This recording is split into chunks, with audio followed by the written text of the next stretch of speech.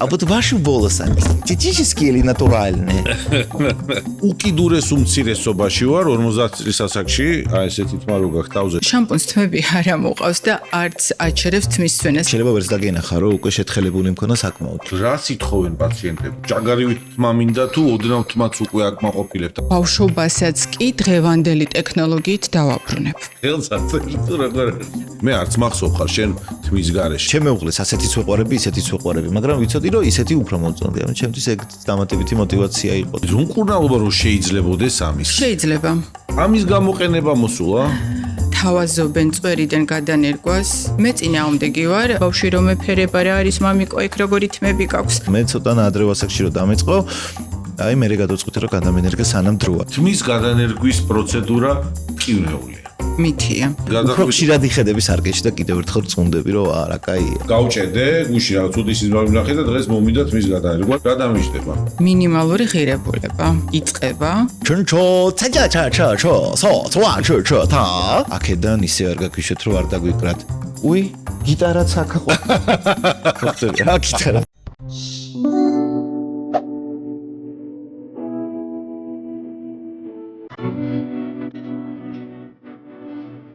გამარჯობა, მე კლოტე მათითაშვილი ვარ, თქვენ უყურებთ პოდკასტს, ანუ პოდკასტს, სადაც ჩვენ ვსაუბრობთ ჯანმრთელობაზე, როგორ მოვაროთ თავს, როგორ ვიზუნოთ ჩვენს კარგად ყოფნაზე, ყველა მეთოდის საშუალებები, რაც დღეს არის ჯანსაღი იმისათვის, რომ თავი ვიგრძნოთ კარგად, როგორც ვიზუალურად, ასევე შინაგანად.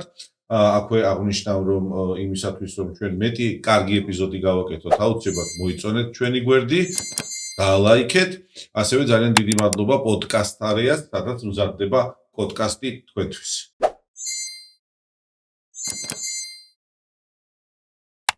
თუ თქვენ ხართ მამაკაცი და გაქვთ გამელოტებისკენ მიდრეკილება, ან ხალი ხართ და გაქვთ თმის სვენა, მაშინ ამ ეპიზოდს აუცილებლად უნდა უყუროთ, იმიტომ რომ დღეს ვყავს სტუმრად პოდკასტში თმის გადანერგვის ექსპერტი, პლასტიკური ქირურგი, ჩემი კოლეგა, რომელსაც აქვს ძალიან დიდი გამოცდილება ამ სფეროში, დეა პაპასკირი. დეა, მადლობა მოსვლისათვის.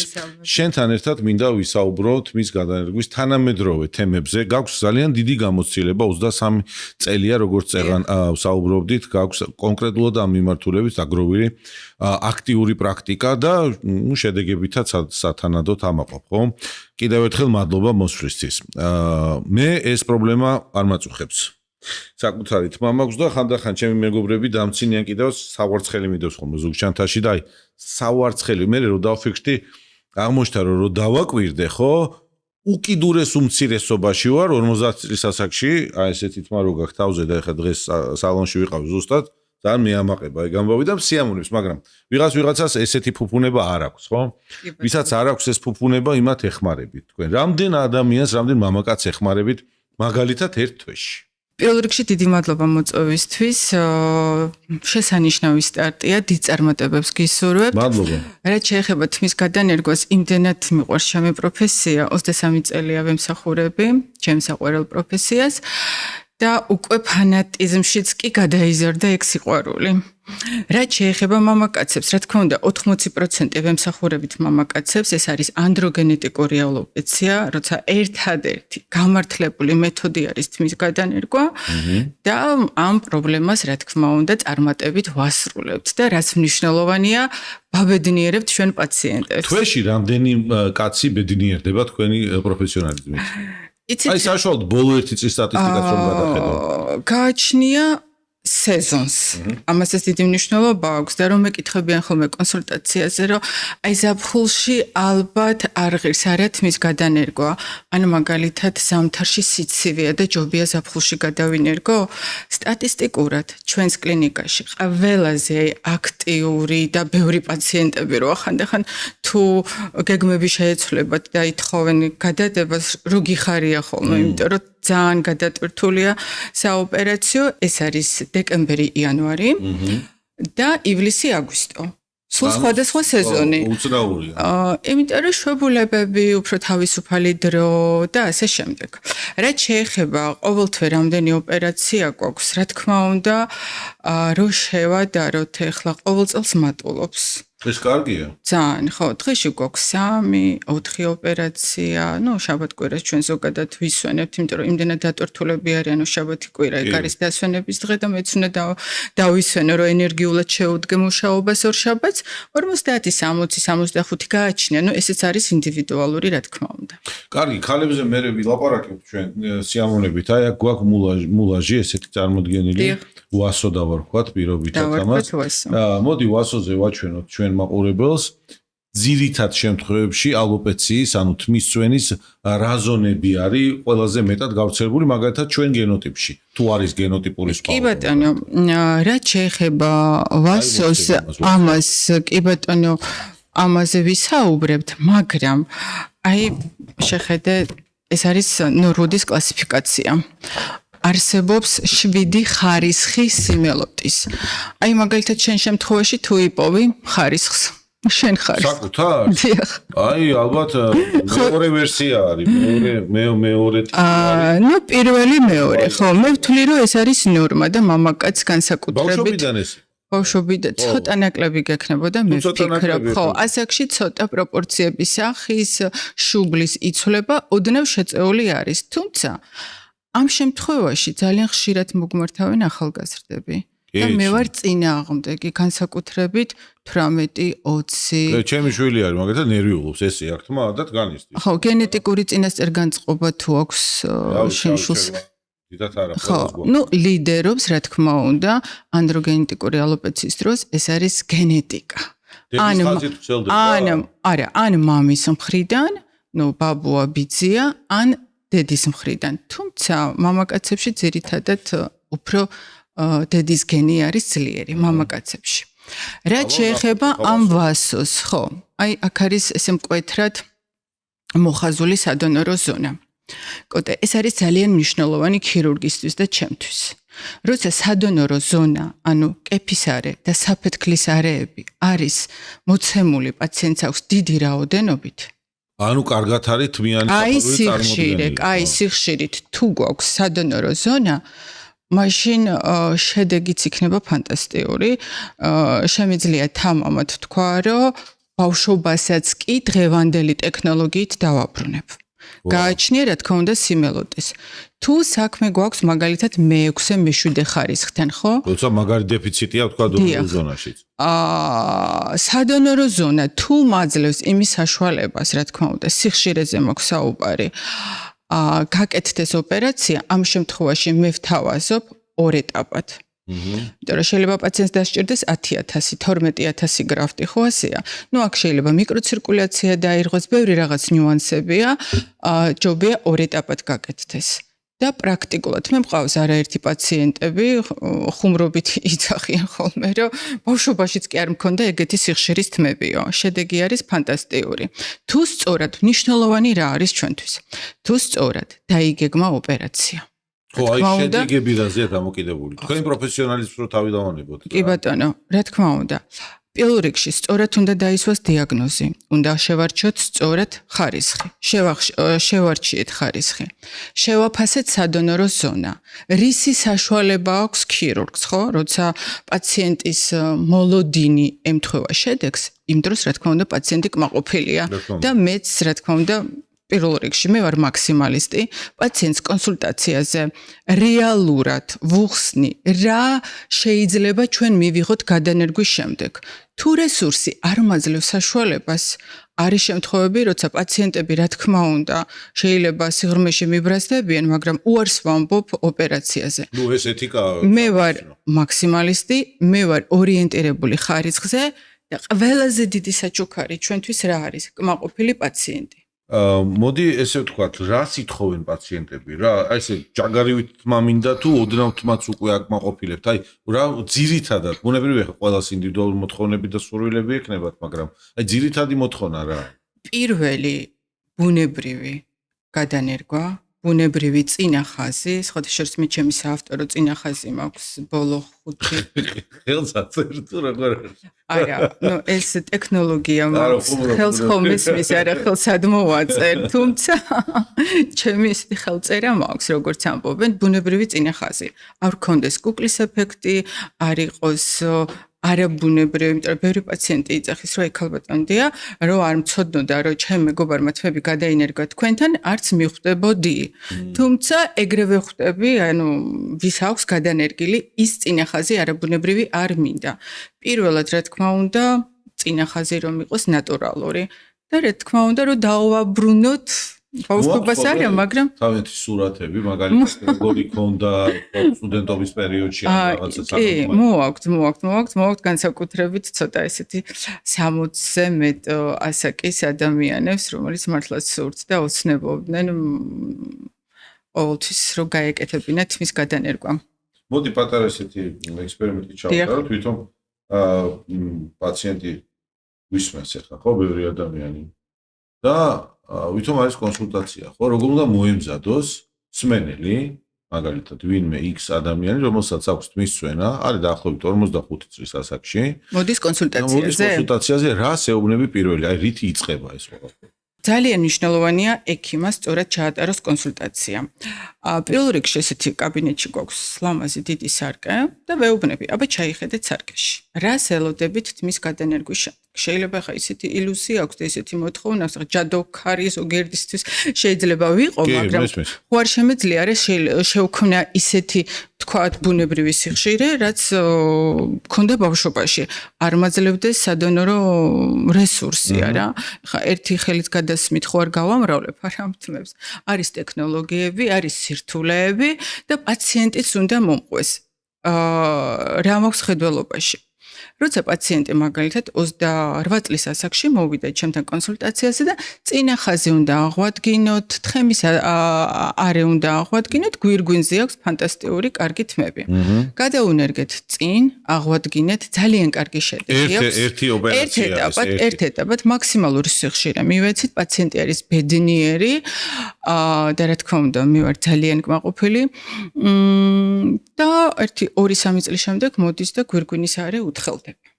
აქ მე არაფერს შუაში არა ვარ, რა თქმა უნდა, და ეს კიდევ ერთხელ ამტკიცებს, რომ ეს არის ანდროგენეტიკური ალოპეცია და არის ქრონიკული დაავადება, ქრონიკული პროცესი. თუ გენეტიკაში, ანუ ვთქვათ, მამას დაემსგავსა და გვირგვინის არეში აქვს სიმელოტე, შესაბამისად, დიდ პროცენტულად გასცვდება ეს გვირგვინის არე. ამ შემთხვევაში, რა თქმა უნდა, გადანერგვის შემდეგ, როცა უკვე შევასრულეთ ოპერაცია, ჩავთეთ დიამეტ სტანდარტი, რას ნიშნავს დიამეტ სტანდარტი? საკუთარი სტანდარტი გაქვს? დიახ. მაგარი განაცხადია. ნამდვილად და ვამაყობ. კარგია. გამოჩნია ამბიცია კოტე, მაგრამ ჯანსაღი. ანუ რატომაც არა? ხო. სამკვირაში გადავამისამართებ დერმატოტრიქოლოგთან. ყავს ძალიან ჭკვიანი, განათლებული, დიდი გამოცდილებით ექიმები, რომელიც უკვე მართავენ იმ თმებს, რომელიც დღეს გაცვენილი არ აქვს. ანუ მოვიდა ადამიანი, გაუკეთეს შე პროცედურა და მე წავიდა იმის მართვა მეთვალყურება, ხო? და ამას ტრიქოლოგი. არა გადანერგილ თმებს ეხება. არამედ გადანერგილ თმის წვენა უკვე პრაქტიკულად გავრცელებულია. დიახ. დონორული ზონის, ანუ იმ ზონიდან, საიდანაც არა საიდანაც, სადაც ჯერ გაცვენილი არ აქვს. ხო, ჯერ გაცვენილი არ. აი კონსულტაციაზე რო საუბრობთ, მეუბნება პაციენტი, რომ ნუ მამის მხრიდან ვარ გენეტიკურად მაქვს განწყობა სიმელოტისკენ, მაგრამ მამა არის, აი როგორც მეშვიდე ხარისხი, როგორც ლენინი ვთქვათ ესე, ხო? ანუ ჩვენ მოგმართა ჯერ მაგასაკში, ვთქვათ 28 წლის ვთქვით, ხო? მაგალითად. წინა არე გადავნერგეთ, გვირგვინი აქვს სრულად რაღაც მატრიალები იქით აქეთ? არა, პირიქით, აი ეს ვაჩვენოთ რა. და უშუალოდ ტრიქოლოგი მკურნალობს უკვე იმ ადგილებში, სადაც ჯერ გაცვენილი არ არის. ყველა რეკომენდაცია. აი რომ მკურნალობა რო შეიძლებოდეს ამის.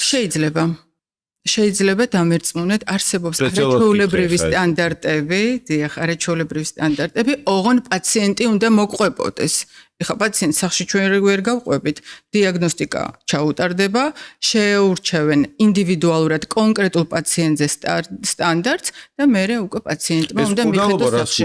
მოდი ბარი მეგეს ვთქვათ რა. მკურნალობა ეს არის ძალიან ინდივიდუალური. ნუ ტრიხოსკოპიული კვლევა ჩატარდება, ანალიზები ჩატარდება, პროცედურებს უგეგმავენ, პროცედურებს დიამეჯი ყოველდღიურად კი არ უნდა იყოს ჩვენთან და ვთქვათ არა, ძირითადად მკურნალობა სახლის პირობებში. აი სკალპში რომ კეთდება მეზოპროცედურები და რაღაცები, ესეც მათ შორის მკურნალობა. აქტიუროს მიკროცირკულაცია, პლაზმოთერაპია, მეზოთერაპია, ეგზოსომები ახლა ახალი თაობის და ძალიან მოდაში და ძალიან კარგი შედეგები არის ახლა ჩვენი დერმატოლოგები მოიწვიეს იტალიაში და იყო ამ თემაზე განხილვა და ძალიან საინტერესო იყო. და ბევრი ნიუანსები ხა ეს უფრო ტრიქოლოგიური თემაა. მე როგორც ქირურგი ყოველთვის პაციენტებს ვეუბნები რომ მე ვარ გაძლევ გარანტიას რომ გადანერგილი თმები არასოდეს არ გაგცვივა. მთელი ცხოვრების მანძილზე გადანერგილი თმები ნარჩუნდება, ოღონდ შენ უნდა დაუთმოდრო და მოვარო იმ ზონებში, სადაც დღეს ჯერ თმები არ აქვს გაცვენილი. ისიც უთხრათ, მოდი მაყურებელს, ეს ხო ჯადოსნურია თითქოს რა, გადანერგილი თმა რატომ არ ცვივა? იმიტომ რომ აქ არსებული თმის გენოტიპი არ არის მგრძნობიარე. კი ბატონო, დიჰიდროტესტოსტერონზე. ეს არის მუდმივი ზონა, ანუ გორმონალური ძლიერი ზონა. ხდება მოპოვება სადონორო ზონიდან, კეფა და საფეთქლის არედან და გადავიტანთ იქ, სადაც თმები გაცვენილია. რა როლს თამაშობს პაციენტის ასაკი და ჯანმრთელობის თქვა ზოგადი მდგომარეობა? ხომ არ არის რომელიმე ქრონიკულად მიმდინარე ჯანმრთელობის მდგომარეობა, მაგალითად, ძალიან ხშირად უკავშირებენ ბევრ რამეს ფარისებრი ჯრუկლის ფუნქციის დარღვევას, ჰიპო ან ჰიპერტირეოზს თქვა. ან სხვა რაიმე, ხომ არ არის პირდაპირ ანდროგენეტიკურ ალოპეციას ეგ არ ეხება აბსოლუტურად. ერთადერთი უკუჩვენება რა არის, თუ პაციენტი არ მართავს შაქრის დიაბეტს. ოკეი. ეს იმიტომ რომ შეიძლება მიკროცირკულაცია მართვადი დიაბეტის მართვადი კი ბატონო. პრობლემა არანაირი არ არის. ფოლიკულიტი მაგალითად, ჩირქოვანი დაავადებები, წვავე პროცესები, მაშინ მე გადავამისამართებ აუცილებლად ჯერ კანი უნდა მომზადდეს და ფოლიკულები დერმატოტრიქოლოგთან და მე შემდეგ უკვე ინიშნება ოპერაცია. აი, ვისთვის არ არის რეკომენდებული მაგალითად თმის გადანერგვა? აი არის ესეთი პაციენტი, ვისაც ეთქვი პირდაპირ არა თქვენთვის, გარდა მწვავედ მიმდინარე პროცესებისა, რაც აღნიშნიან თქვათ რაღაცა. დაუბრუნდები ისევ სადონორო ზონას. ჩემთვის მნიშვნელოვანი არის სადონორო ზონა. თუ არ მაძლევს ეგ რესურსი, რომ მოვიპოვო ის რაოდენობა, რაც მე მინდა და რაც პაციენტს უნდა, რა თქმა უნდა, პაციენტს კორექტულად გასაგებია. სხვა რესურსის ხელზე ხა კავკასიელებს ხელზე იმდენი ბანჯგურები გვაქვს, რომ აი ამის გამოყენება მოსულა? მე რა თქმა უნდა მოსულა, მაგრამ უყურეთ სტრუქტურულად როგორი თმებია, ფაზა როგორია, ეხა ესეთი ხვეულები წინა არეში რო გადაგინერგო, როგორი ხო, არ იქნება. არა, ტექნიკურად აკეთებ ხოლმე რაღაცა მე არ ვაკეთებ, ეხლა არის ესეთი თურქული მარკეტინგული ხრიკი, თავაზობენ წვერიდან გადანერგვას. მე მაგალითად თუ არა, სოფლიო მედიცინას ამბობ. მე წინააღმდეგი ვარ, იმიტომ რომ სტრუქტურულად ძალიან უხეშია, არაბუნებრივია, მყავდა ერთი პაციენტი სხვათა შორის ახლა ხან იყო კონსულტაციაზე, თქვენ რო არ დაგიჯერეთო, გადაუნერგეთ, რა თქმა უნდა, წინ არ გადაუნერგავდი ესეთ სტრუქტურულ თმებს, გადაუნარგე გვირგვინის არეში, თუმცა თქვენ გააკეთეთ ეს პროცესი. კი ბატონო, ხო, არა, კეთდება, მაგრამ მე არ მომწონს, არის უხეში, არასასიამოვნო, ბავშვი რომ ეფერება რა არის, მამიკო, ეგ როგორი თმები გაქვს. ხო და ანუ ნანობს დღეს რომ გადაინერგა და არ დამიჯერა, თუმცა შეიძლება. აი, წეგან ხსენებ ორეტაპიანი თმის გადანერგვა, ხო? ორი ეტაპი კი, მაგრამ დავამატებდი წვერიდან შესაძლებელია და სხეულიდან. გუნკერდის წინაზე დაპირდიან მაგრამ. ისიც მხოლოდ გვირგვინის არეში. და ისიც უკიდურესი აუცილებლობის შემთხვევაში, როცა პაციენტის დაჟინებითი თხოვნაა, რომ გინდა თუ არა გადაინერგოს. ჩვენთან კლინიკა დიამეჯი. წარბზე რა შვებით? არის ხოლმე წარბზე ნაწიბუროვანი პროცესებია ხანდახან. და ჩემ პრაქტიკაში ხშირად ყოფილა ეგეთი რამე წარბზე. სხვათა შორის ჩემი დისერტაცია ეხება გადანერგვა ნაწიბურებს. ნორმოტროფულ ნაწიბურებში, ატროფიულ ნაწიბურებში, ატროფიულ ნაწიბურებში. ხო, კელოიდურ ნაწიბურში ბუნებრივია. არა, რა თქმა უნდა, ნაჩვენებია თმის გადანერგვა. ძალიან ბევრი პაციენტები ყავს საქართველოშიც დამწრობის შემდეგ, სხვათა შორის პლასტიკური ოპერაციის შემდეგ ქალები მოგმართავენ. და არის ძალიან კარგი შედეგები. სახის დაჭიმების მერე თქვა, როცა არის ალოპეცია ნაწიბურებში, ხო?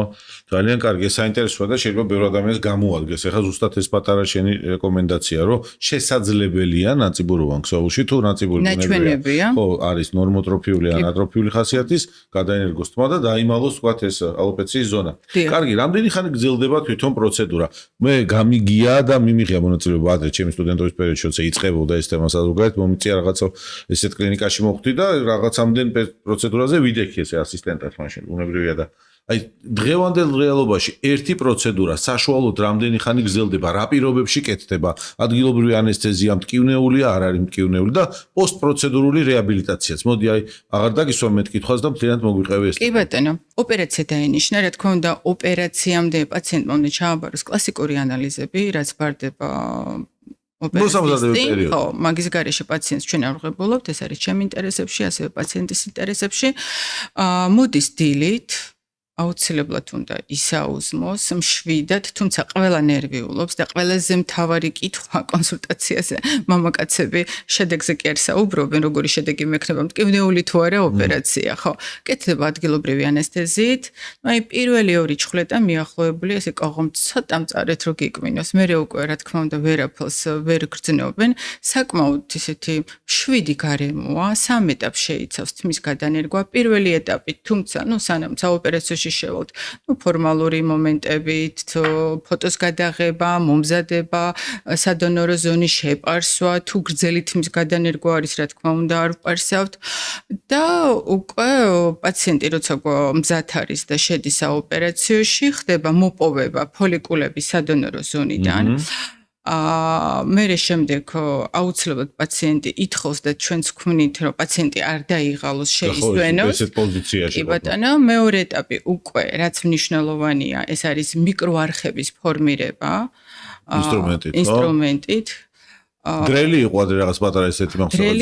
რაღაცა ნეიმსი. ხო, ბევრი ახალი თანამედროვე ინსტრუმენტებია, რომელიც გვაძლევს იმის საშუალებას, რომ ფორმირება გაკეთდეს ძალიან ახლოს, რომ მივიღოთ ბუნებრივი, კარგი სიხშირის თმები და მესამე ეტაპი არის უშუალოდ უკვე გოგოები მედპერსონალი დგანენ, საუბრობენ პაციენტთან, პაციენტი უყურებს ტელევიზორს და მიმდინარეობს ძალიან კარგ გარემოში და მშვიდ გარემოში გადანერგვა. ზის პაციენტი თუ მუცელზე წევს თუ რა? პირველი ეტაპი, როცა ხდება მოპოვება სადონორო ზონის, კი ბატონო, რა თქმა უნდა, წევს მუცელზე, მეორე და მესამე ეტაპი უკვე ზის, უყურებს ტელევიზორს ან საუბრობს მედპერსონალთან. აი რამდენი ხანი გრძელდება დაუშვათ შენ წეღა ნახსენე 12000, 15000 იცით რა, უშუალოდ გადანერგვა 2-3 საათი. უშუალოდ გადანერგვა, ანუ მესამე ეტაპს, რასაც ვეძახით, გადანერგვის პროცესი. პირველი ეტაპი ეს მოპოვება, თუმცა სანამ პირველ ეტაპამდე მივალთ და შევალთ საოპერაციაში, ანუ რაღაც უნდა შევავსოთ, ხო, რაც აუცილებელია. ფოტო უნდა ესეც ხო რაღაც ითვლება რა. მთლიანობაში, ანუ პაციენტი რო შემოდის კლინიკაში და რო ვაცილებთ, სადღაც 5-6 საათი. თუმცა გადანერგვა სადღაც 2-3 საათი. დაიხვეწა ძალიან ტექნოლოგიები, განსაკუთრებით ბოლო 6 წელი ვცდილობთ ყველა ეტაპი გვაქვს აპრობირებული და ვცდილობთ რომ პაციენტი იყოს კომფორტულ გარემოში და საერთოდ ხო რომ სიამოვნებდეს რა და თან შედეგი თავიდან ძალიან დაძაბულები არიან, მერე კი უკვე არ ეჩქარება და წასვლაც კი არ უნდათ და უხარიათ მოსვლა ჩვენთან კლინიკაში. ბევრჯერ გვინახავს ყველას გადანერგილი პაციენტი, რომელსაც კეფის არეში აქვს ნაწიბური. დღევანდელი ტექნოლოგია როგორ ხდება დონორული ზონა იზოგება ისე რომ იქ ესეთი განივი ხაზოვანი ნაწიბური აღარ არის თუ ისევ არის ეს? კარგი შეკითხვა. არსებობს ორი მეთოდი. პირველი არის ფუიე.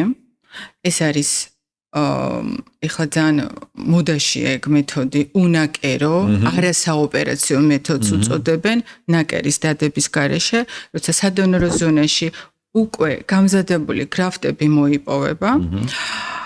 და strip მეთოდი, რაც თქვენ წეგან ახსენეთ, ზომრის მეთოდი, ხო, ეგ რა თქმა უნდა, ბოლო 1-7 წელია ეგ მეთოდი არ გამომიყენებია, თუმცა ძალიან კარგი მეთოდია, ერთბაშად დიდი რაოდენობის ფოლიკულები მოიპოვება, ერთი მინუსი აქვს, რომ ხაზოვანი ნაწიბური რჩება. თუ პაციენტი მოკლე ვარცხნილობას ატარებს, რა თქმა უნდა, მაგას ვერ დამალავ და დღესდღეობით ეს არ არის პოპულარული ეგ მეთოდი. კარგი.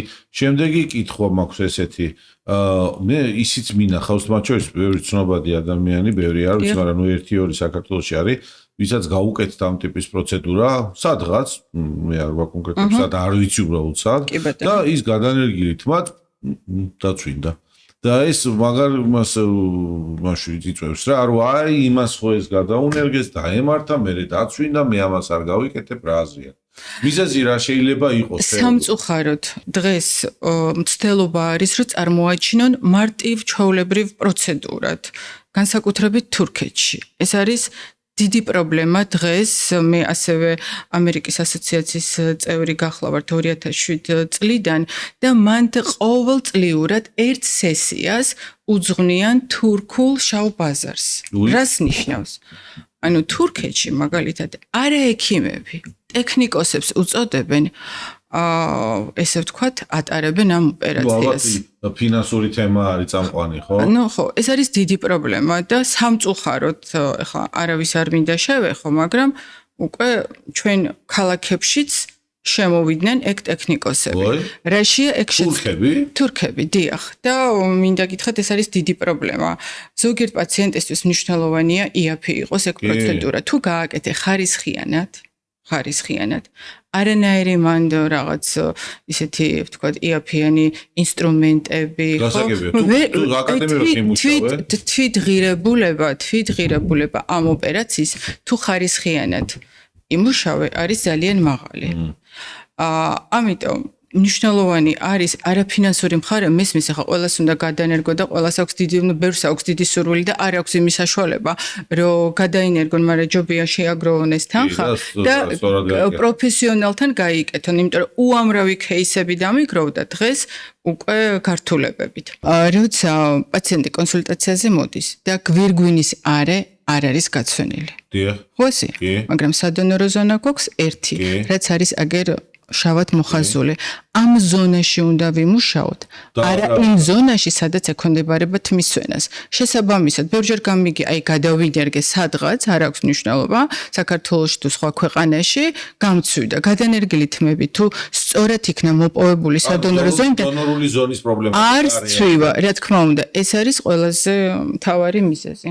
თურქეთში ბევრჯერ გვინახავს ყველას ჯგუფად დადიან რა, არ ვიცი ახლა 10 კაციანი, თვითმფრინავებში ძალიან ხშირად არის, რომ ესე დიდი ჯგუფი ამოდის, თავზე ესე რაღაც სპეციფიური ესე ბენდენა გაკეთებული ნახვევებით. ქალების მიმართულებით რა ხდება? ქალებშიც ოპერაცია საკმაოდ პრობლემური თემაა, ხო? დავამატეთ თქმა გინდა მანამ. ხო. ეხლა ხან ვიყავი თურქეთში, ერთ-ერთ კლინიკაში მომიწვიეს და მანდ იყო თმის გადანერგვის განყოფილება. არ იცოდნენ რომ მე თმის გადანერგვის სფეროში მოღვაწეობდი, შევიხედე, სიმართლე გითხრათ, დავათვალიერე რაღაც ნიუანსებს რო შევხედე, კიდევ ერთხელ დავამტკიცე, რომ ჩვენ საქართველოში რა დონეზე გვაქვს თმის გადანერგვა და მე ვამაყობ ამით. საამაყოა ბუნებრივია, იმიტომ რომ იმ ხელა რეგიონში რაც თურქეთია, ამ ხელა მასშტაბებით, ამ ხელა პოტენციალებით გასაოცარია, მაგრამ ნუ ეს პატარა ქვეყანაა. 70% მაგალითად სტამბოლში მუშაობს ტექნიკოსები, არა ექიმები. 30% მუშაობს, რა თქმა უნდა, ექიმები და იქ ფასები იწყება 8,000 ევროდან. თურქეთზე მაქვს საუბარი. ქალების თემა რამე სხვა არის სპეციფიკა, აი ხა ქალებში არის ძალიან ხშირად მაგალითად ტრაქციული ალოპეცია, თუმცა როგორც კი მოიხსნება ეს პრობლემატიკა, ძირითად შემთხვევაში თმა ამოდის როგორც ვიცი, მაგრამ არის რაღაცა მდგომარეობები, როცა გჭირდება გადანერგვა? ქალებში პირველი ნაჩვენებია ტრაქციული ალოპეციის დროს, დღეს გქონდა ძალიან საინტერესო кейსი. მოდი აუხსენი რა მაყურებელს რა არის ტრაქციული ალოპეცია? მაგალითად მარტივი რო იყოს და რო წარმოიდგინოს პაციენტმა, ნუ მაყურებელმა უფრო სწორად რა არის ტრაქციული ალოპეცია, ვთქვათ, აი ბავშვობიდან ესეთი გადაჭიმული ვარცხნილობით დადიან. ხო, ეს დიდი ტრავმა არის ფოლიკულისთვის და პერიოდულად, რა თქმა უნდა, გცვივა და მე თმები არ ამოდის. ამ შემთხვევაში არის ნაჩვენებით მის გადანერგვა. ვისაც აქვს მაღალი შუბლის ხაზი და არ მოსწონს, ნაჩვენებია მის გადანერგვა. წარბებს შევეხეთ და ძალიან კარგი შედეგები გვაქვს, ახლა განსაკუთრებით ჩვენთან კლინიკა დიამეტში არსებობს ესეთი ST ხელოვნური რაღაც ფანტასტიკური ტექნოლოგიით დახვეწილი უკვე გრძელი თავიდანვე ხედავს პაციენტის შედეგს გრძელი თმები ინერგება დამწრობის შემდეგ ვთქვით ქალებში და პლასტიკური ოპერაციის შემდეგ ხო ნაწებურებში ამ ტექნოლოგია იგივეა, ქალებში ცოტა არსებობს ანდროგენიტიკური ალოპეციაც, რა თქმა უნდა, როგორც კაცებში, მაგრამ ბუდობრივი ალოპეციის დროს თმის გადანერგვა არა ნაჩვენები, ეს არის უკვე დერმატოტრიქოლოგის სამართავი თემა. თუმცა შედეგებიც, ეს არის ინდივიდუალური, თუმცა ძალიან კარგია. პოსტსტრესულად ვითარდება ხოლმე რაღაცასე და ძალიან წვალობს ბევრი ადამიანი. ძალიან. ახლა როცა უკვე მე ტოტალური უნივერსალური, იქ რა თქმა უნდა, პარეკის გარეშე სხვა გამოსავალი არ არის. კარგი, კიდე ეგეთი კითხვა მაქვს. წვერის პრობლემა როცა აქვს მამაკაცს, ხო?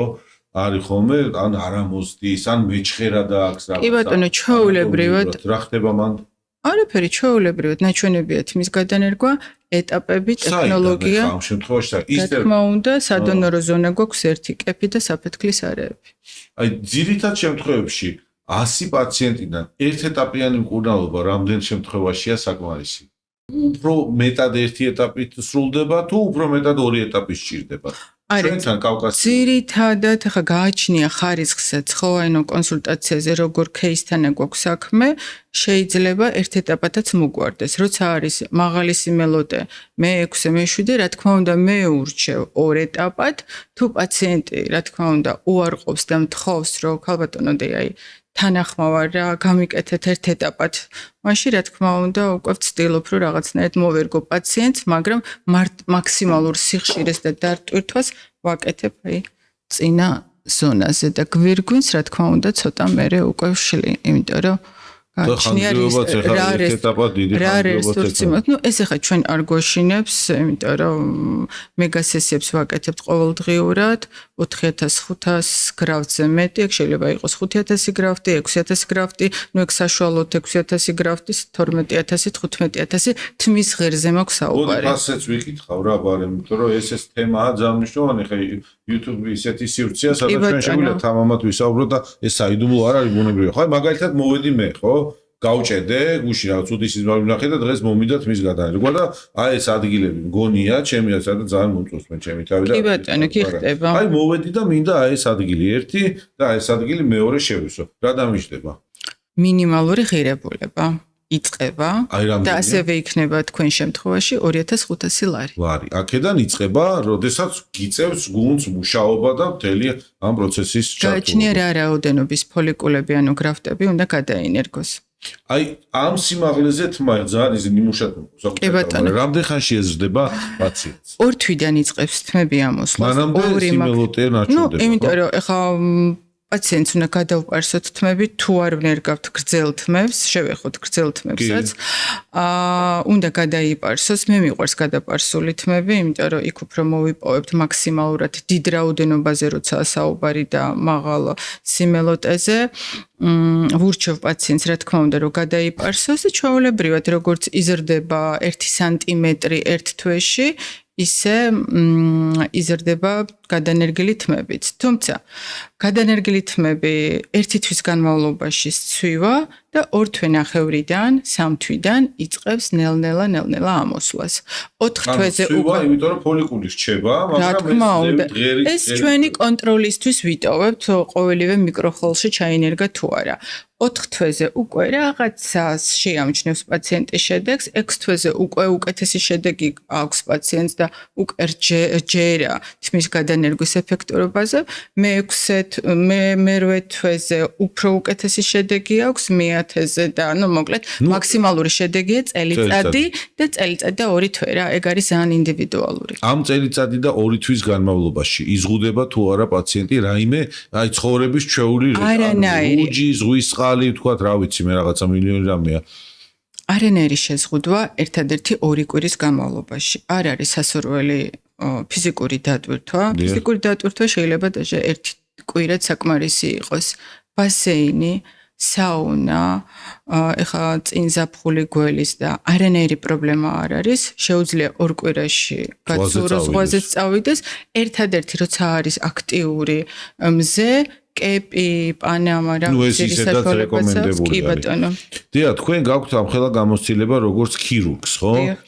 ჩვენ ქირურგები ესეთი ხალხი ვართ, რომ დიდად თერაპია არ გვაინტერესებს, იმიტომ რომ იმას სხვა მიხედავს ამბავია, მაგრამ გამოცდილება და ისეთი ვიწრო სპეციალიზაცია, რასაც ემსახურებით, სავარაუდოდ მაძლევს იმ კითხვის ლეგიტიმურად დასვის საშუალებას, რომ გკითხოთ მის მოვლასთან დაკავშირებით თუ გაქვს შენ გამოცდილება დაგროვილი და თუ უწევ გარკვეულ რეკომენდაციებს ადამიანებს. გადანერგვის შემდეგ თუ ზოგადად. როგორ არის იცი ახლა რო ვიცი რომ მუშაობს ამხელა გუნდი შეიძლება უცებ თავში გამიშთეს აზრი რომ მოდი დიასთან მივალ თმები მცვივა და ან რაღაცა იქნება რაღაც კაი შამპუნი მისჩიოს დასაბა ზოგადად მესმის მაგრამ ეს ზედაპირულად აი რაღაც რო შემოგხედო და გირჩიო შამპუნი არ მიყვარს ხოლმე როცა არის პრობლემა მაგას ჯობია ტრიხოსკოპიული კვლევა გავიკეთოთ და ეგრევე გადავამისამართებ ჩემ გოგოებთან ანუ დერმატოტრიქოლოგთან შამპუნს თმები არ ამოყავს და არც აჩერებს თმის სვენას. ეს არის ჩვეულებრივი მოვლა კანის, ხო ასეა. როცა არის პრობლემა, იქ უკვე სხვა სტანდარტები უნდა ჩავრთოთ და მე ვფიქრობ, რომ ეს ზედაპირულად რაღაცა რო გირჩიოთ, ეგ იქნება არასწორი ჩემ მხრიდან. ჯობია მობრძანდეთ კლინიკაში და გახვედრებთ ძალიან ჭკვიან და გამოსტილ დერმატოტრიქოლოგებს და ისინი კონკრეტულ პაციენტს შეურჩევენ მოვლის საშუალებას. კარგი, მოდი აქვე რადგან შენ კლინიკაზე ხაზი გაუსვით ახლა რა პროცედურები არის გარდა თმის გადანერგვის აი რას თავაზობს დიამედი ამ მიმართულებით პაციენტებს დიაგნოსტირება დიამედი კი ბატონო დიამედი სპეციალიზებული კლინიკა არის უშუალოდ თმის გადანერგვაზე ვართ ორიენტირებული და ტრიქოლოგიაზე. მე როგორც ქირურგი აღვადგენ ქირურგიული მეთოდით პრობლემას, დერმატოტრიქოლოგები თერაპიულად მიხედავენ თმის სვენის პრობლემას. არ დაიღალე 23 წელი თმის გადანერგვი. აი ძალიან მიყვარს კოტე მართლა გიჟდები შეიძლება ჩემ პროფესიაზე. 24 საათი ვფიქრობ რა სიახლე შევმატო, რა გავაკეთო. ეხლა კლინიკასაც ვაშენებ, ესე ვთქვათ და მე დაგპატიშებ. კი ბატონო. წინასწარ არ ვიტყვი ამას პირველი. თქვენ გეუბნებით, ხო? უკვე პროექტზე ვმუშაობ და აი მალე დავიწყებ მშენებლობასაც კი. ვა, ძალიან მაგარია ეს, ან მოსალოცი ამბავია, წარმატებები ბუნებრივია. დიდი მადლობა. რაიმე ისეთი ხო არის ხალხური მეთოდებიდან რამე ნიორი კვერცხი რაღაცები. ნიორი და კვერცხს გჯერა დღეს? არა, მე არ მჯერა, ხალხი ჯერა. გონი არც არავის არ ჯერა დღეს. აი როზმარინის ექსტრაქტი. ყველაზე მაღალო ისეთ სასაცილო რა გახსენდება თავზე რასის მე ხოლმე. თმის ამოყვანისთვის. აი რა გაგიგია ისე. იცი რა მე გამიგია რომ მაიონეზი თუ არის რაღაც სხვადასხვა ბრენდის მაიონეზი, კაი ბრენდი და შეარჩიო და პატარა წაიტყიპნო ხოლმე. არა მაიონეზი არ გამიგია, ნუ ნიორი გავიგე, თქვა. ნიორისა ჭამა თუ თავზე წასმა. არა თავზე წასმა, ხო, მიკროცირკულაციას ამოჯობესებს. მერე ხახვი, ნუ რა ვიცი, ბევრი რამ. არა, ნუ რაც შეეხება მე მაგალითად მივესალმები, შედარებით რაღაც კვლევებიც არსებობს, ეს არის როზმარინის ექსტრაქტი. ასევე ჯუჯაპალმის ექსტრაქტი ძალიან კარგი შედეგებია. კი ბატონო. და პიტნის ექსტრაქტი. ანუ რაც რეკომენდებულია სააფთიაქო ქსელში მიხვალ იყიდი შეიძლება თქვა გამოიყენებ, ხო? იგივე სკალპის მკურნალობისთვის ალბათ უფრო ვიდრე მიკროცირკულაციაზე აქვს საუბარი, ხო? მიკროცირკულაციას აუმჯობესებს. დია, ჩვენ ექიმები ვართ და ვიცით თქვა რა არის ანდროგენეტიკური ალოპეცია. მოდი ჩვენ მსმენელს და მაყურებელს უფრო ისეთ გასაგებენაზე აუხსენით, თუ შეიძლება რა არის ეს ანდროგენეტიკური ალოპეცია, ანუ რატომ ცვივა თმა და რატომ აღარ ამოდის მე? ხო, იცით რა გადანერგვა თავი გავანებოთ, აი თვითონ მიზეზს შევეხოთ. ანდროგენეტიკურ ალოპეციას რა იწვევს? ორი მნიშვნელოვანი ფაქტორია. პირველი, გენეტიკა, გენეტიკური წინასწარ-განწყობა, მამის მხრიდან, დედის მხრიდან და მეორე, მამაკაცის ჰორმონი. ანუ ესე კიდევ უფრო ჩავეძიოთ, მამაკაცის ჰორმონი, რომელიც მოქმედებს თმის ფოლიკულზე და აზიანებს მას. დიახ. და დაზიანებულ დიჰიდროტესტოსტერონი, რა თქმა უნდა, დიჰიდროტესტოსტერონი, რომელიც მამაკაცს აქვს ორგანიზმში და თუ ფოლიკული მგზნობი არიან და ჭარბი რაოდენობით შეიძლება იყოს. კი ბატონო, ჭკვიან თავზე თმები არჩევიანო, ჩემ თავზე ვერ ვიტყვი მაგას, მაგრამ ისე რა ამართლებს ეგ ამბავი არჩერდებიან. ნუ, მაინც ლიდერობს გენეტიკა. მესმის. გენეტიკა ლიდერობს, რა თქმა უნდა, თუ გენეტიკური წინასწარ-განწყობა გვაქვს, პირველი შეკითხვა ეს არის. ჩვენ გვაქვს პოდკასტში ესეთი პატარა საფინალო ასე ვთქვათ რუბრიკა მითი და რეალობა მედიცინაში ბევრი მითებია და ეს რუბრიკა მე მიყვარს მაგალითად არის ეგეთი მითი გადანერგილი თმა არ გამოიყურება ბუნებრივად მითია ეს თუ რეალობა გადანერგილი თმა გამოიყურება ბუნებრივად თუ სწორად შევასრულეთ ესე იგი მითია მეორე მითი თმის გადანერგვის პროცედურა ტკივნეულია მითია. დავამსხვრიეთ ეს ორი კარგი რამ გავაგებინეთ ჩვენ მაყურებელს. კიდე მაქვს ერთი მითი, მაგალითად თმის გადანერგვა მხოლოდ ასაკოვანი ადამიანებისთვისაა? ჩემს პრაქტიკაში ყველაზე დიდი პაციენტი ასაკით იყო 72 წლის. და ყველაზე ახალგაზრდა? 22-ის. ესე იგი მითია, იმიტომ რომ ახალგაზრდა ასაკობრივ ჯგუფში პროცედურები თუმცა 17-დან 20 წლამდე 0%-ია რომ მე გავუკეთა ოპერაცია. რატომ? იმიტომ რომ ეს არის დასაწყისი ამ ქრონიკული პროცესის. ექვემდებარება მკურნალობას. ქირურგიული მეთოდი ამ შემთხვევაში არ არის სწორი რომ გამოვიყენოთ. 20 წლიდან 25 წლამდე სტატისტიკურად მხოლოდ 4% პაციენტების ვისაც უკვე ჩამოყალიბებული აქვს ანდროგენეტიკური ალოპეცია. ყველაზე მნიშვნელოვანი კოტე კიდევ ერთხელ გავიმეორებ, რომ კონსულტაციაზე უნდა პაციენტს აუხსნათ, რასთან გვაქვს საქმე. ჩემთვის პირადად და მე ვფიქრობ, კეთილსინდისიერ ექიმებზე მაქვს საუბარი, ფინანსური მხარე არის მეორე ხარისხოვანი. თუ პაციენტს შედეგი არ ექნება. მე ვფიქრობ არა ის, რომ 2-3 წლის განმავლობაში პაციენტს კონდეს კაი შედეგი და მე და პაციენტი დავაკმაყოფილო. არა, ვფიქრობ 10 წლის შემდეგი, როცა ჩემთან მოსდის 22 წლის პაციენტი, 20 წლის პაციენტი, ვფიქრობ 10 წლის შემდეგ რამელის. ის არ დაიწყებს, რომ აი, თმები გადავინერგე და გამცვივდა, ხო, როგორ ხდება ხოლმე. არა, პაციენტმა უნდა იცოდეს, რომ ეს არის გენეტიკური წინასწარ-განწყობა, ეს არის ქრონიკული პროცესი. შენ თუ დათანხმდა ექიმი და გადაგინერგა 25 წლის ასაკში მაგალითად, უნდა იყო მზად, რომ ხანგრძლივად იმკურნალო, რომ ჩვენ ყველანაირად გავაკეთებ იმისთვის, რომ დავბლოკო ეს გენეტიკური კოდი, მაგრამ პაციენტი უნდა მომყვეს. 50% ანდროგენეტიკური ალოპეციის დროს წარმატება არის ჩემზე დამოკიდებული 50% პაციენტზე. ძალიან მაგარი პასუხი იყო, მადლობა და ბოლო მითი ესეთი თმის განერგვის შედეგები მომენტალურად ჩანს. როცა ჩანს, გრძელ თმებს უნერგავთ. და ასევე წარბებიც, როცა გრძელ წარბებსაც უნერგავთ. გადაინერგა და შედეგი კი, შედეგი არის. ფანტასტიკურია, დიახ. აი ძალიან მაგარი იყავი, ყველა კითხვა პასუხში. კარგად წავყევით მე მგონი მაყურებლის ინტერესებს, იმიტომ რომ ბევრი ადამიანი დამიჯერე ჩემს გარშემოც არიან ადამიანები, ახლობლები, მეგობრები, ვისაც აქვს ეს პრობლემა და რატომღაც, ეხლა ამ სფეროში მოღვაწეობთ, მის განერგვით არ ვარ დაკავებული, მაგრამ ისე თუ ასე გეკითხებიან, როგორ აი დღეს გავეცით ყველას პასუხი. უდიდესი მადლობა, წარმატებები და ძალიან კარგი ექიმი ხარ შენ. დიდი მადლობა.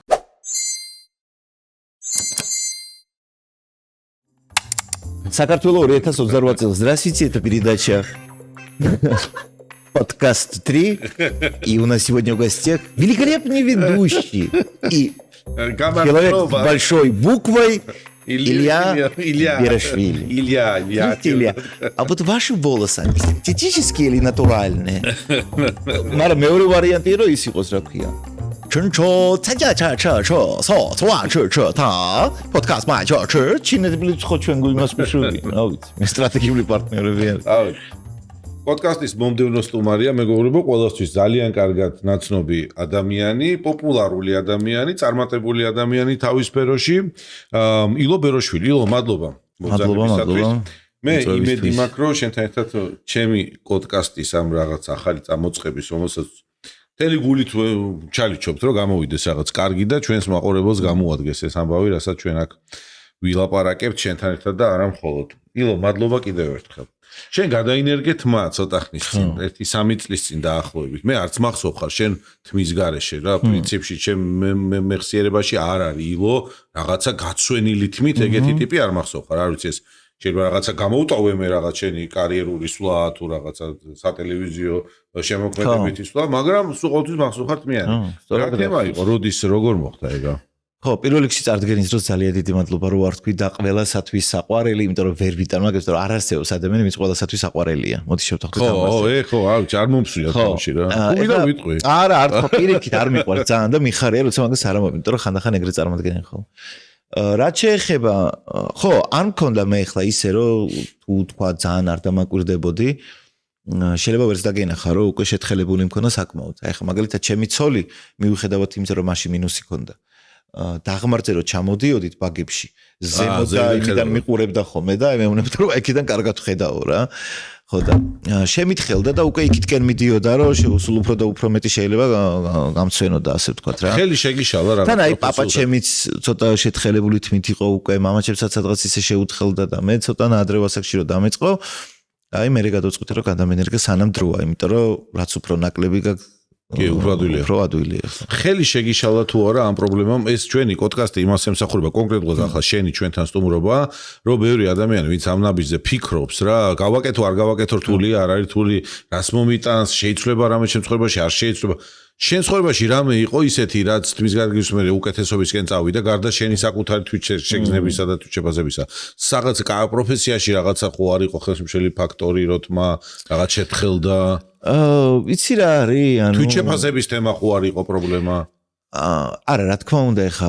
ბევრად უკეთესია როცა თმა გაქვს ანუ იმიტომ რომ რა ვიცი ესე უფრო მომწონს ყოველ შემთხვევაში მე რა ეხა თუ არსებობენ ადამიანები რომლებსაც მაგალითად შეთხელებული აქვთ მაგრამ ზოგს მაგალითად ეგრე მოწონს რა ან არიან ქალბატონები რომლებსაც ეგეთი კაცები მოწონს ანუ ეგ მოსულა მე ვამბობ ჩემ პირად ამბავში თვლიდი რომ არ მიხდებოდა არ მომწონდა მაწუხებდა და ასე შემდეგ რა და აქედან გამომდინარე მინდოდა რომ ისევე როგორც ადრე მქონდა თმები იმიტომ რომ ბევრი ფიქრე ამაზე რომ სანამ მიხვედი თქვა დიასთან და გაიკეთე ეს პროცედურა აი ფიქრი ბევრი და არა როგორც კი აი რაღაცნაირად თავი მოვაბი მაგას იმიტომ რომ ბოლო 4 წლის განმავლობაში ხარ ორი შვილი შემეძინა და პატარები რო იყვნენ, ანუ მაგ დროს თულია რაღაცა სულ გადადებაში ხარ, იმიტომ რომ სხვა რამეზე ხარ კონცენტრირებული, მაგრამ როგორც კი რაღაცა გამოჩნდა ისეთი პერიოდი, რომ შესაძლებელი იყო, ხო, გავიკეთე და ანუ რამდენი ხანი იყო ეს რეაბილიტაციის თემა? რეაბილიტაციის თემა როგორ იყო? გაიკეთე მიხვედი. თემა,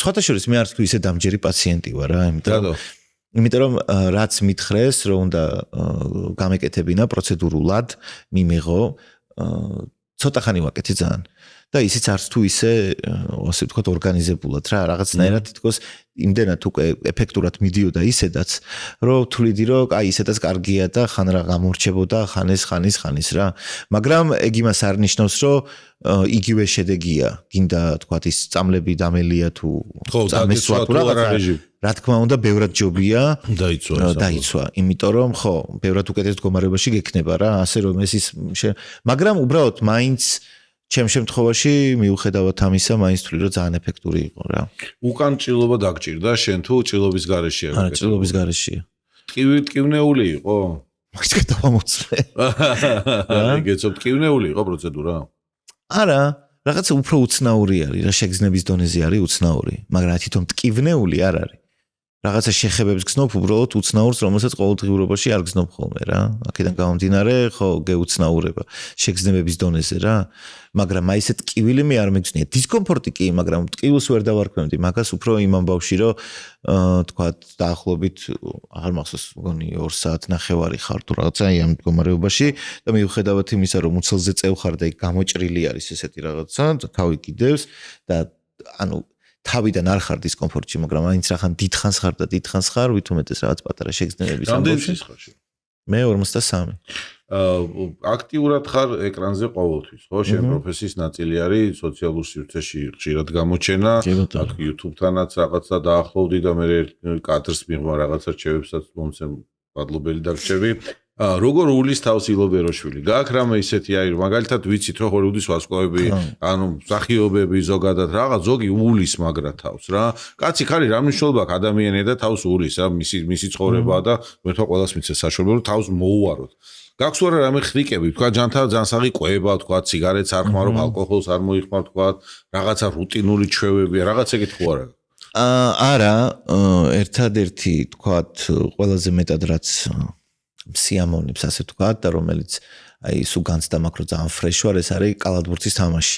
ან რაიმე სპორტული აქტივობა რა, მაგრამ ძირითადად მაინც კალათბურთს თამაშობ ხოლმე.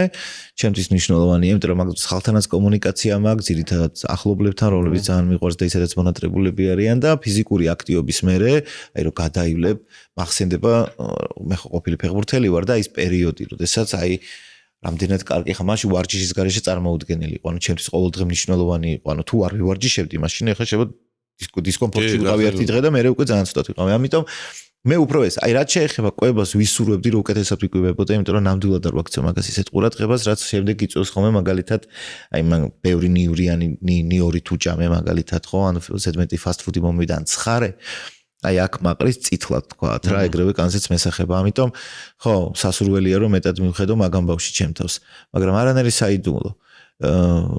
დანარჩენი ხო ელემენტარული ჰიგიენას რაც შეეხება. აი კი, ანუ დისციპლინას რაც შეეხება მაგ ძალიან. აი დისციპლინა მნიშვნელოვანია.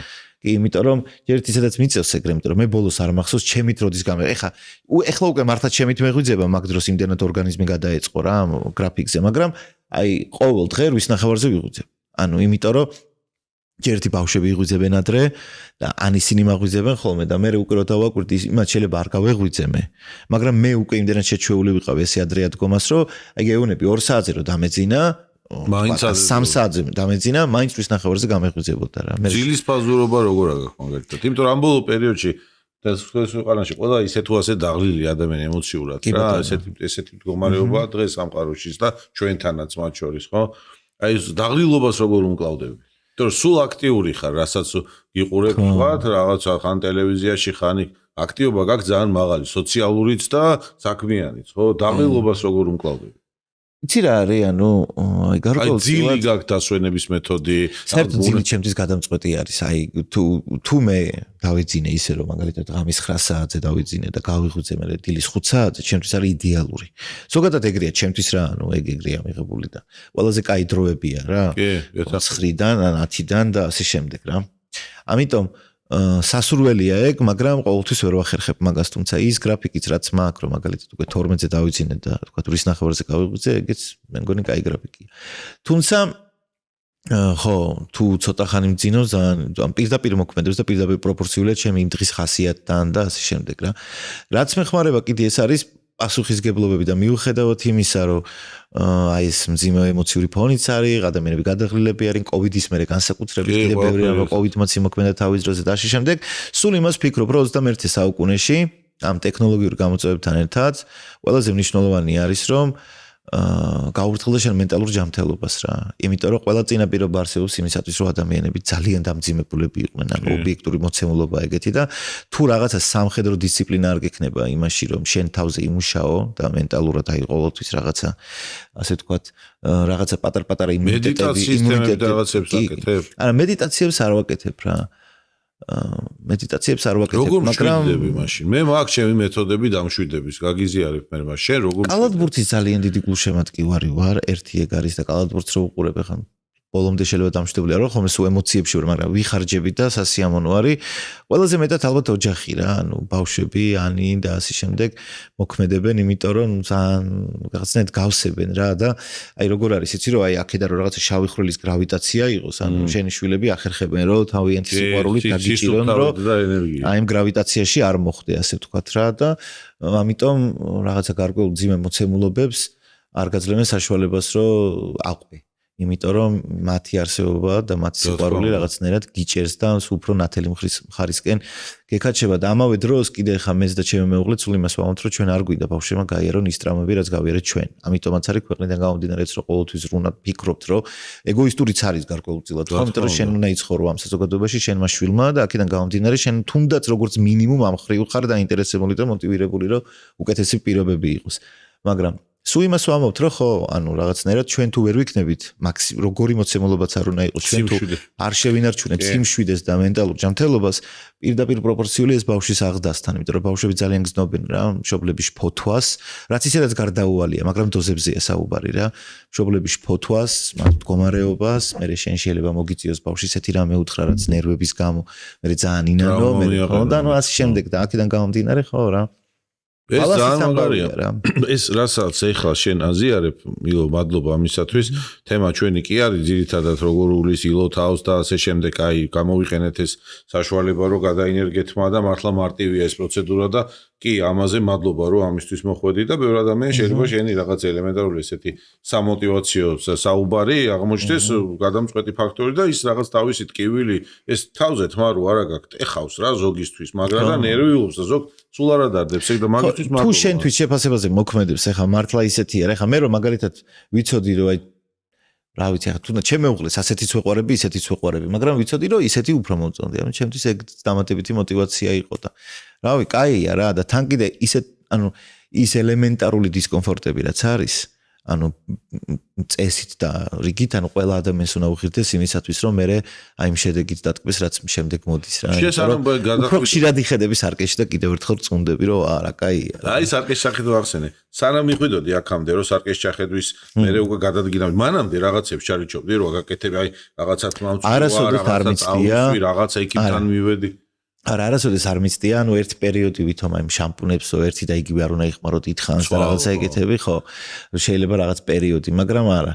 დიდად ამითი არ გამოვირჩეოდი და ძალიან მიხარია სხვათა შორის, რომ მანამდე რაღაცა წლების წინ არ გავიკეთე ეს თმის გადანერგვა, იმიტომ რომ მაშინაც არსებობდა, მაგრამ მაშინ ესეთი განვითარებული არ იყო და მეთოდიკაც არ იყო და აი ამ დეამ ნუ თავისი პოზიტივით რა თქმა უნდა, მაგრამ აი ეს რამე ისე იარა რაც შენახსენე რომელიც თავის აი უკანაკეფასთან არის, ეხლა ეგ არ არის და მე რო ადრე გამეკეთებინა, ეგ იქნებოდა. კი და იყო ისეთი ცოტა ისეთი შემთხვევებიც ადრე, მაგრამ ეხლა უკვე სხვანაირად არის. შედეგი რომელიც მიიღე შენთვის ბევრად უფრო აღემატებოდა მოლოდინებს, უფრო კარგი აღმოჩნდა, ვიდრე ელოდებოდი? იცი რა არის, უფრო მაგ დროს ისე ვიყავი, რომ ეხლა მანამდე რაღაცნაირად კი ვიცოდი ეს რეკლამებით იმეები თქვა სხვადასხვა გადანერგვის მეთოდიკების შესახებ იქნება. ვინმეს ვაკაცი მეგობარი ხوار გახდა. ხო, მაგრამ აი ეგეთი ეფექტი არავისი არ მინახავს მე, რომ აი ეთქვა, რომ აი ნახე მანამდე დადიოდა თქვა მელოდი და მე უცებ ვახ და თმები აქ თუ რაღაც. ეგეთი რამე შემთხვევა რა რაღაც ვიღაცის კონტრასტი მენახა არა. ამიტომ უბრალოდ სასიამოვნოდ ხარ გაკვირვებული, იმიტომ რომ მართლა ეგრეა. იმიტომ რომ რაც არ უნდა იცოდე ყოველთვის გაქის განცდა როცა შედიხარ და რაღაცა პროცედურა უნდა გაიკეთო, რომ აი მე არ ვიყო ის რაღაცა გამონაკლისი, რომელიც რაღაცა ისე არ წავიდა, მაინც ღელავ რა და საბოლოოდ რო შედეგს ხედავ ძალიან გიხარია რა. მაგარია. ილო, ბანემ გითხარი რა დეასთან გამოცდილება, იმიტომ რომ დეა არის ერთ-ერთი ლიდერი ამ სფეროში, ხო? დეამედი და იაპაპასკირი იცის ყველამ, იმიტომ რომ დიდი ხანი 23 წელია რაც დეა აქტიურად მოღვაწეობს როგორც პლასტიკური ქირურგით მის გადარგვის ამებში რა. ეს პროცედურა შენ ერთჯერადად გაიკეთე და ეგრევე შედეგი იყო? კი, მე ერთხელ ვქენი, სხვათა შორის ფიქრობ კიდე, მაგრამ ნუ პირველ ეტაპზე ისე არ გეტყობე ხა საჭიროება. ანუ ეხლა შეიძლება არა ამ წამს, მაგრამ ანუ თეორიულად უშვებ რომ თუ კიდე და შეიძლება უკვე მეორეჯერ უფრო ადვილია რა, იმიტომ რომ უკვე ხო თუ დამჭირდაო, ჯერჯერობით კარგად. ხო და ძალიან კარგია რა. ძალიან დიდი მნიშვნელობა კლინიკაში სიტუაციას. იმიტომ რომ კი თქვა ეხლა ამასაკში თან ახლა ის უნდა გეშინოდეს და ასე შემდეგ, მაგრამ რაღაცა ანუ კრინჯულად არ უნდა იგზნო თავი, ანუ ხერხუნდომარეობაში არ უნდა იგზნო, დისკომფორტში არ უნდა იგზნო თავი, იმიტომ რომ ამიტომ ძალიან დიდი მნიშვნელობა აქვს როგორ გესაუბრებიან, ხო? ანუ როგორ გიღებენ, რომ რაღაცნაირად ბოლომდე შენც მოშვებული იყო, კარგად იყო, იმიტომ რომ გადამწყვეტი მნიშვნელობა აქვს შენ დისკომფორტზე, თქვა თან კომფორტზე, როცა უკვე უშუალოდ მერე წევხარ და გიკეთებენ გადანერგვას, რა განწყობით შეხვალ მაგას მნიშვნელობა აქვს, იმიტომ რომ რაღაცა განწყობით შეიძლება ის 2 საათი 9 საათად მოგეჩვენოს და რაღაცა განწყობით ის 2 საათი 10 საათი მოგეჩვენოს. ამიტომ პირველ რიგში ძალიან კაი გარემოა და ყველა რაღაცა გიღიმის და მაგპონჩი ძალიან ასწორებს, ზოგადად პოზიტივი ასწორებს ცხოვრებაში. და თვითონ დეაც ხო ისეთია რა, ანუ არ გაძლევს მოტივატორია. ანუ არ გაძლევს იმის საშუალებას, რომ ეჭვი შეიტანო, აი რაღაცა კითხვა არ უნდა ეხმო და ყველაფერი კარგად იქნება და ამიჯერეთ, მე შენს უჯერებ რა. ანუ ეგ რაღაცა მაგია. ანუ კომფორტში გამყოფა. კი. პროცედურა, ერთი კომფორტში ყოფნა, მალე დამთავრდა რეაბილიტაცია. მოკლე და იობაში გავატარეთ ის პერიოდი, როცა მე ვიყავი. ეგ არის კარგი პაციენტი და პროფი გუნდი. მოდი ისე ვერ ვიზამ რა კარგად ახსენე წერან შენ და YouTube-იც იმიტომ რომ ჩვენ თავისუფლები ვართ ამ სივრცეში და შეიძლება პატარაზე გადავუხიოთ თვის განერგვიდან უცებ გადავედით მენტალურ ჯანმრთელობაზე ხო ახსენე შენ ეს და გამოვიყენებ ამ საშუალებას და დაგეთანხმები აპრიორში დღეს სამყაროში ჩვენთან ქვეყანაშიც ხო არის ძალიან დაძაბული ენერგეტიკული ფონი და ბავშვებზე ზრუნვა მე გეთანხმები და მოყვები ყველანაირად მაგაში და შენ მეუღლეს აპლოდისმენტები რომ ესე ზრუნავთ მათზე ის რაც ხდება ჩვენ თუ სახში მივიტანეთ და ბავშვები ამითი გავსტრესეთ ხო ის კი არა რომ თაობები ასე ვთქვათ ემოციურად არასტაბილური ადამიანის ჩამოყალიბება ბევრად უფრო რთული შედეგები შეიძლება მოიტანოს რა ჩემ მეგობრებსაც გარშემო ყოველთვის ვეუბნები რომ გარეთ მიმდინარე პროცესები სახლში უნდა იყოს მინიმიზირებული რა იმიტომ რომ ეს ბავშვებზე სხვანაირად მოქმედებს ეს ტკივილია მათთვის ხო არა იცი რა არის თან უნდა მაშინ თუ მაინდა-მაინც გინდა რომ იცოდეს ან თვლი რომ უნდა იცოდეს ეგ სხვა არის თუ შენი გადაწყვეტილებაა რომ გინდა აუხსნა ჯერ ერთი მაგ დროს გააჩნია ასაკს მერე გააჩნია ფორმას გააჩნია მზაობას და გააჩნია სიტყვებს რომელსაც იხმარ აქედან გამომდინარე ანუ ხო ანუ გააჩნია თორე ეხლა ესე რომ უბრალოდ შენ და შენი მეგობარი გავიწყდება რომ ბავშვი იქვია და ლაპარაკობთ და ბოლომდე იმასაუნ რასაც ფიქრობთ ხო ანუ მას ეს ძალიან ცუდად მოქმედებს რა და აქედან გამომდინარე რომ თვითონაც კიდევ ერთხელ გააჩნია ასაკს მაგრამ მისი თანდასწრებით შობელი ვერ ილაპარაკეს ამ მოვლენებზე ისე როგორც თქვა თავის მეგობართან რა იმიტომ რომ აქ მნიშვნელობა რაღაც ინფორმაციის მიღება შეუძლიათ მათ ფსიქიკას რაღაცის გადახარშვა უფრო უჭირთ ჩვენ უფრო დაბინძურებული გვაქვს ფსიქიკა და ბევრი რაღაცის იმუნიტეტი გვაქვს მაგრამ ისინი უფრო სუფთები არიან ამიტომ ისინი ბევრად უფრო ემოციურად და მტკივნეულად აღიქვამენ და რაც თავარია ჩიხურ მდგომარეობაში არიან იმიტომ რომ გამოსავალი არ აქვს მამა განიცდის რა ხდება რაღაცა ცუდია ჩემი ბრალი ხო არ არის მაინც რატო არა აი ხო 1000 კითხვა რა ამიტომ ეხა გასაგებია რომ ყველა ვერ ვიქნებით ჩვენ ისეთი high class-ის ასე თქვა ცოდნეები ამ საკითხის რა და მეც და ჩემი მეუღლეც მაგრამ ყოველ შემთხვევაში რაც შეიძლება მეტად არგი იქნება რომ მათ უფრო რაღაცა პოზიტიური ველი შეუქმნათ რა მე არ ვამ უფრო ტყუილში აცხოვრო მაგრამ უფრო გაუფრთხილდე და უფრო მეტად მართალი ხარ ძალიან საერთოდ სრულიად სხვა გადახრა გამოგვივიდა და ეს არის მნიშვნელოვანი და მე მგონი ბევრად უფრო მნიშვნელოვანი ვიდრე თქვათ მის განერგვით მიღებული სიამოვნება, როცა ჩვენ შვილებზე სწორად ვიზრუნებთ და ჩვენ მათ ფსიქოემოციურ სტატუსს და აი სიმყუდროვეს მოუფრთხილდებით. ეს ძალიან მნიშვნელოვანია, უმნიშვნელოვანესია. ილო, რა გეგმები გაქვს ზოგადად? აი ხა ძნელია დღეს რაღაცა შორეული პერსპექტივები დაგეგმო და რაღაცა ეს კოშკები ააშენო, ხო? ძალიან ძნელია. შეიძლება ვიოცნებოთ ბევრ რამეზე, მაგრამ აი უახლოეს მომავალში რას გეგმავ? YouTube-ის თემებს გეგმავდი რაღაცა მუშაობა. მაგ მიმართულებებში რა ხდება? იცი რა არის, ანუ ხა მე ტელევიზიაში უკვე რაღაცა ფაქტურად თითქმის 1 წელია უკვე აღარ ვარ და როცა ვიყავი მაშინაც ძალიან დიდი პრობლემები იყო. ამიტომ YouTube-ი ასე ვთქვათ, ხო, მე საერთოდ სანამ ტელევიზიები იქნებოდა დავიწყე YouTube-ით რა. ოღონდ ცოტა ისეთი სპეციფიკური ფორმატით, იმიტომ რომ მაშინ საერთოდ YouTube-ი არც იყო ეგრე ახლა როგორც არის 2014 წელსია რა საუბარი.